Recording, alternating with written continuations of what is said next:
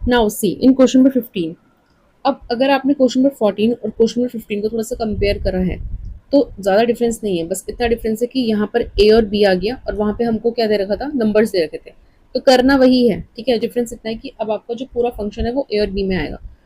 Alright, सो इसको हम directly multiply कर लेंगे। It will be x square, ठीक है, माइनस का बी एक्स माइनस का a x and then minus minus plus में ए बी। अब हमको ये x चाहिए तो इसमें हम x कॉमन ले लेते हैं। So it will be minus का a plus B x and then plus में ए बी, ठीक है। तो ये आपका आ जाएगा डिनोमिनेटर में, ठीक है। अगर हम रूट लगा लें ये डिनोमिनेटर में आ जाएगा आपके पास। तो इसको फिर से लिख लेते हैं, चलो। अगर हम इसको फिर से लिखें so it will be x square minus A plus b का a plus B x and plus में ए बी। अब क्या करेंगे, कंप्लीटिंग द स्क्वायर, ठीक है। कंसेप्ट तो वही है, करना तो यही है। थोड़ा सा कॉम्प्लिकेटेड है, ठीक है, बट ध्यान से करना। हमने इसका हाफ किया, कितना आएगा, ए प्लस बी अपॉन टू। उसका हम स्क्वायर कर रहे हैं, उसको ऐड कर रहे हैं। तो मैंने इसको ऐसे लिख रही हूँ, A plus B upon two का होल स्क्वायर, इसको मैंने ऐड करा, and minus A plus B upon two का होल स्क्वायर हमने सब्ट्रैक्ट करा, ठीक है। और प्लस में ए बी, ये एज इट इज है। फिर ये जो पॉजिटिव वाला है इसको हम एक साथ लिखते हैं। ये बन जाएगा आपका फॉर्मूला कौन सा, ये हो जाएगा आपका ए माइनस बी का होल स्क्वायर। माइनस क्यों, क्योंकि ये वाली टर्म माइनस में है ना। तो this is a and this is b. So आप इसको लिखोगे एक्स माइनस ऐसे ब्रैकेट में a plus B by two का होल स्क्वायर, ठीक है। दो ब्रैकेट लग जाएंगे, ये हो गया। अब इस टर्म में क्या कर रहे हैं, यहाँ से अगर इस वाली टर्म से और इस वाली टर्म से मैं माइनस कॉमन ले रही हूँ, ठीक है। ये पार्ट थोड़ा रफ करेंगे, ठीक है, उसके बाद फाइनल आंसर लिखेंगे। मैंने माइनस कॉमन ले लिया, क्या बचेगा अंदर हमारे पास बचेगा ए प्लस बी अपॉन टू का होल स्क्वायर एंड माइनस का ए बी, ये बचेगा, ठीक है। तो आपको ब्रैकेट में क्या मिलेगा, ए प्लस बी बाई टू का होल स्क्वायर एंड माइनस में ए बी। अब हम सिर्फ इस ब्रैकेट के अंदर वाले को ना सिंप्लीफाई कर रहे हैं। देखो ये माइनस एज इट इज है, ठीक है, इसको ऐसे यहाँ पे लिखेंगे, बाहर लिखेंगे इसको। अब इसको सिंप्लीफाई करो, ए प्लस बी का होल स्क्वायर, ठीक है, टू का स्क्वायर कितना हो जाएगा, फोर एंड माइनस में ए बी। फिर क्या करेंगे, एलसीएम लेंगे। तो जब आप एलसीएम लोगे यहाँ पे कितना आ जाएगा, फोर, और ये वाला फोर ऐसे दोनों के साथ, ठीक है। तो ये दोनों के साथ आ जाएगा डिनोमिनेटर में। अब हम जो ऊपर है न्यूमिनेटर उसको सिंप्लीफाई कर रहे हैं।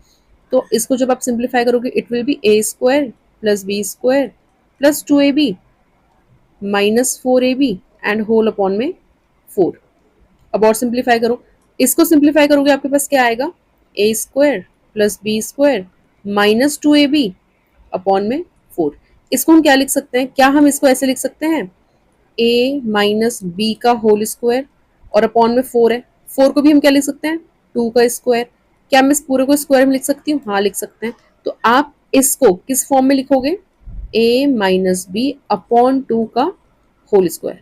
समझ में आया। तो जब आप इसको सिंप्लीफाई करोगे ना, ये वाला पार्ट, कांस्टेंट वाला पार्ट, जब आप इसको सिंप्लीफाई करोगे तो आपको सिंप्लीफाई करके ये वाली टर्म मिलेगी, ठीक है। और बाहर हमने माइनस कॉमन लिया तो माइनस एंड देन ये वाली टर्म लिखेंगे, ठीक है। आई होप आपको इतना समझ में आया होगा। अब हम सिंपल इसको नोट कर लेते हैं, चलो।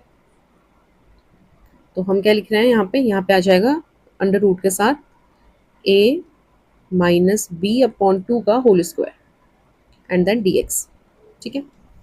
अब आपके पास x क्या है, x से आपके पास ये पूरी टर्म, ठीक है, और a क्या है, ये वाली टर्म। तो जहां पे भी x होगा वहां पे आप ये पूरा लिखोगे और जहां पे a होगा वहां पे हम ये पूरा लिखेंगे। फॉर्मूला कौन सा लगेगा, रूट के अंदर X square minus A square, that is the formula number this one, fourth, ठीक है। अप्लाई कर लेते हैं।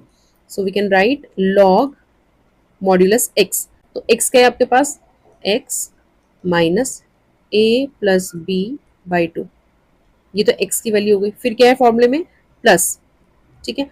और फिर क्या है, रूट के अंदर X square minus A square.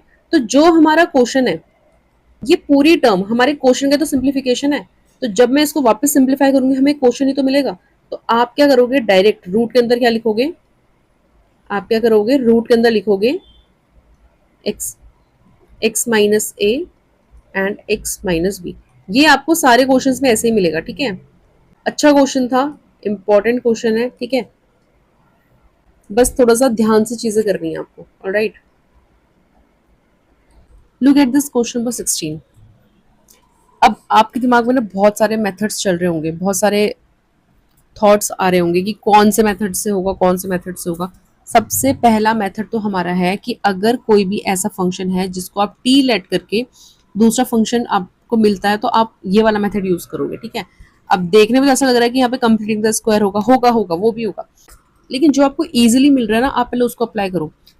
अगर हम इस डिनोमिनेटर को टी लेट कर लें और हम इसका डिफ्रेंशिएशन कर लें तो ये कितना हो जाएगा, 4x plus 1 dx is equals to dt, ठीक है। ये पूरा रिप्लेस हो गया किस में, dt में, और डिनोमिनेटर में क्या मिल गया आपको, रूट में t। सिंपल। अब आप इसको क्या करोगे, इंटीग्रेट, तो t की वैल्यू -1/2, ठीक है, ऊपर शिफ्ट करेंगे तो माइनस में आ जाएगा।